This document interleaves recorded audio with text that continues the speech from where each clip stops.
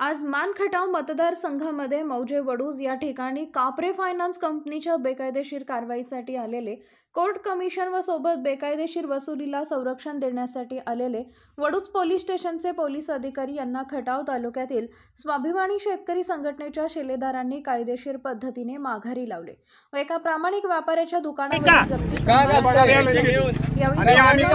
संघटनेचे राज्य प्रवक्ते अनिल पवार, स्वाभिमानीचे जिल्हाध्यक्ष तानाजीराव देशमुख, स्वाभिमानीचे राज्य युवा सरचिटणीस सूर्यभान जाधव, तालुका अध्यक्ष दत्तूकाका घडगे यांच्यासह स्वाभिमानी शेतकरी संघटनेचे फायर ब्रँड नेते केशव शिवाजीराव जाधव उपस्थित होते।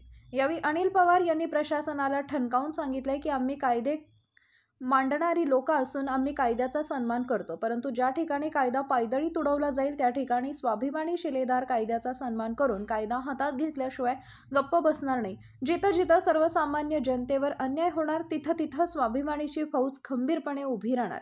स्वाभिमानी शेतकरी संघटनेने कोर्ट कमिशन, पोलीस प्रशासन आणि केपरी खासगी कंपनीचे पदाधिकारी यांच्या उपस्थितीत मालमत्तेचा ताबा घेण्याचा अन्यायकारक डाव उधळून लावला।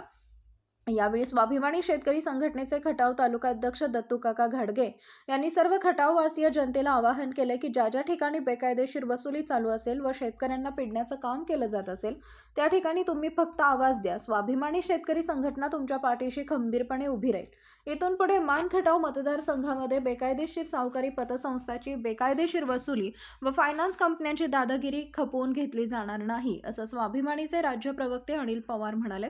मित्रांनो, अशाच सर्वसामान्य जनतेला न्याय मिळवून देणाऱ्या बातम्या पाहण्यासाठी आमच्या मानदेश न्यूज या YouTube चॅनलला सबस्क्राइब करा व जास्तीत जास्त शेअर करा। धन्यवाद।